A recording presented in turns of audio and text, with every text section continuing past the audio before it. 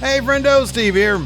And Larson. And welcome back to Going In Raw News Brief. We're going to try to keep this one brief today. Remember, tonight, we've got our Impact Wrestling co-stream is to go home to Slammiversary, which we'll be reacting to this weekend as well on Saturday, and then Money in the Bank on Sunday. Hey, yes. Do us a favor. Give this video a thumbs up. Hit that subscribe button. Larson, what's in the news?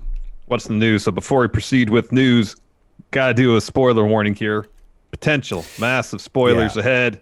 So if you don't know about spoilers, we time code stuff. Click ahead to the next story.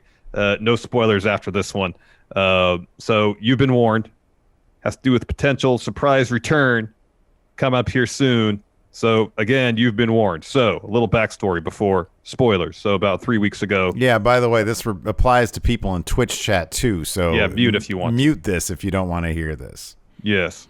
So about 3 weeks ago, Wrestling Observer reported that Becky Lynch had been spotted at the WWE Performance Center, with PW Insider noting that Lynch had been training with Indy Hartwell while she was there. And today, PW Insider is reporting, again, spoiler alert, this is your last warning. Spoiler alert. This is what PW Insider had to say, quote, Becky Lynch is scheduled to be at this Sunday's Money in the Bank pay-per-view.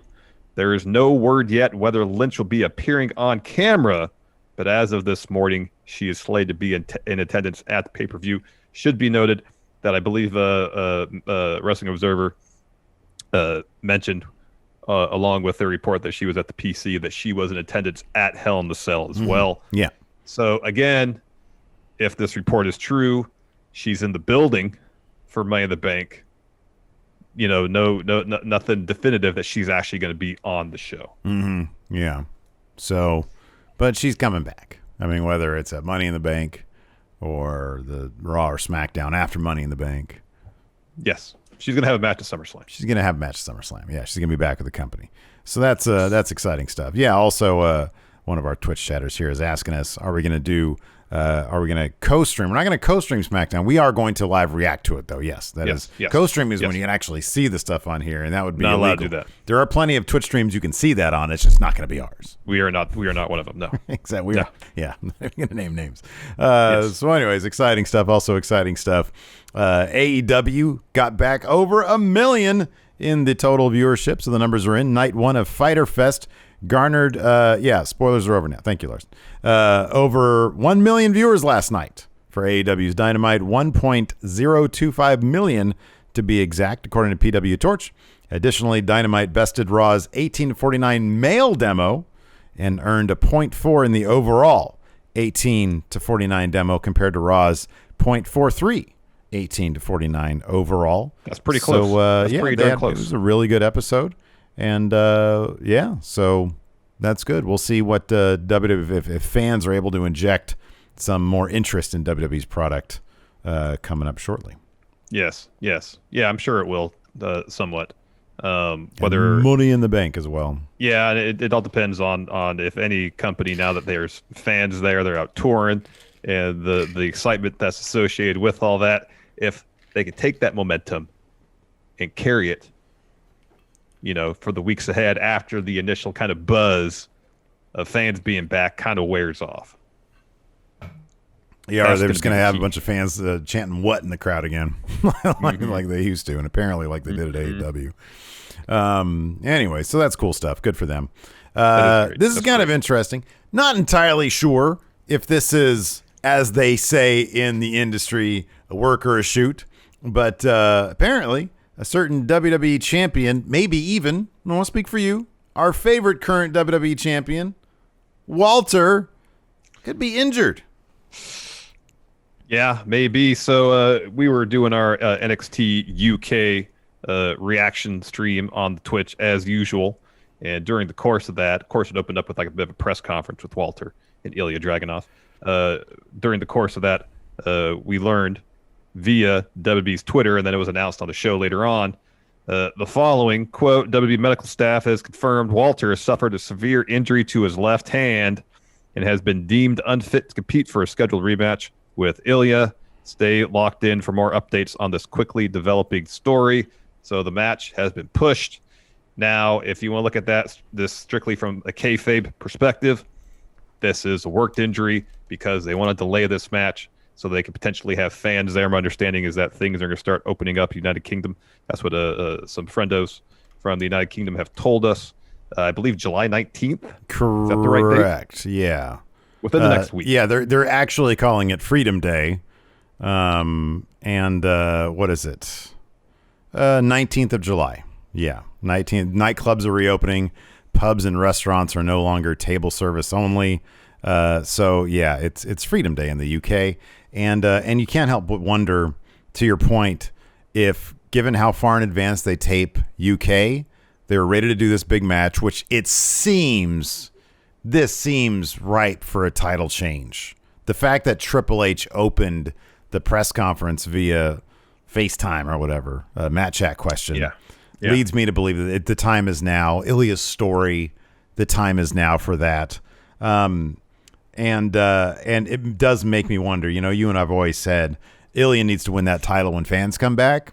Mm-hmm. And the only question is which race was going to happen. Well, I wonder if they had taped this prior to the understanding that Freedom Day was around the corner, or at least on the horizon. And so they pulled this at the last minute, knowing that they had this press conference lined up. That's a possibility. Mm-hmm. It's entirely possible. I mean, it's entirely possible too. This is a real thing. Maybe Walter hurt himself somehow, training or something. Don't know. But given circumstances going on in the United Kingdom, without more firm details from WWE's end as far as the nature of the injury, I think it's only natural to speculate that this is a worked situation. They're doing it so they can have this match in front of fans. And I mean, could you imagine the level of excitement in the crowd, this being the main event of their first show back? That could be nuts, just nuts. Mm-hmm. So yeah, it makes me wonder what the game plan after that would be if they have somehow convinced Walter to go to NXT Prime. I mean, he always seemed very hesitant to do that, but sometimes money talks, and who knows, maybe he's going to end up on. I would think that maybe if he'd go anywhere, it'd be NXT Prime and not main roster, given what happened to Survivor Series a couple years back. Yeah. But you never know. I mean, people's priorities change, and maybe he's like, hey, I've kind of done everything I can do here. I want a new challenge. Maybe that's the deal. I don't know. It'll be interesting to see where they go from here. Yeah. That will be interesting. It will be interesting. Speaking of NXT UK, we watched it today, as we mentioned. So it opened up with, as you mentioned, Triple H hyping up Walter versus Ilya 2. We have a press conference. This is pretty well done. Ilya's got this. I don't know exactly how to describe this iteration of his character. He's like a tortured Jekyll and Hyde. Kind of, yeah. But he knows it inside and out. Yeah, right. Yeah. You can tell in his mind, there's no ambiguity in terms of who this character is. He cried. He cried during this press conference. And then almost snapped at the end, seemingly. It was great. Like he was on the verge of snapping. It was really good. And Walter was being just intimidating. Yeah, bully. Tense. It was really good. It was really well done. Yeah. My only complaint was there was so they did the press conference. They had press in attendance because it's a press conference. There was no Adam Pacitti at the press conference.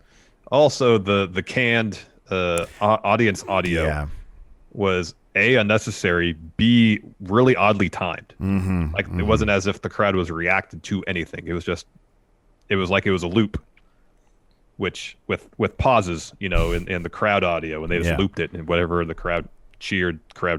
Yeah, it was pretty goofy. They need to stop with that. But I mean, if these are the last few tapings, then I guess we're not gonna have to worry about it for much longer. Anyways, after that we had a Subculture promo. They I guess they're getting a tag title match now against Pretty Deadly because of the win Mark Andrews had against one of the Pretty Deadly guys. Forget his name. Me too. Yeah, Lewis. Then we had Lewis. Howley? Crowley? Lewis Howley. Okay. Lewis Howley, I believe. After that, we had Ashton Smith and Oliver Carter versus Raja and Teo Man.